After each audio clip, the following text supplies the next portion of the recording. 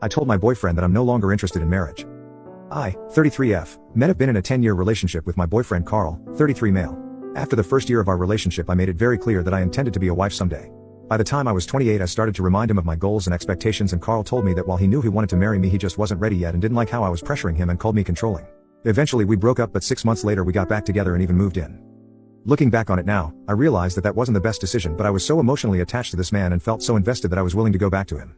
Carl and I have now been living together for 4 years, and while I stopped being happy about it after the first 6 months, living with him isn't a bad experience. Plus I always thought that us getting married was just around the corner, because he said he was ready to commit to me but he wanted to wait for the right time because I deserved a perfect proposal and a more stable husband. I've been going to therapy for the past 2 years and recently had an epiphany. Since childhood I have always wanted a wedding but never really gave much thought to being a married woman 24/7 and what that would mean. Given my country's shift in politics and new laws that politicians are trying to pass, I realize that not only am I fine with never getting married, but I'm starting to lean more into no longer possessing the desire to do it. Since then it feels like I've been set free in a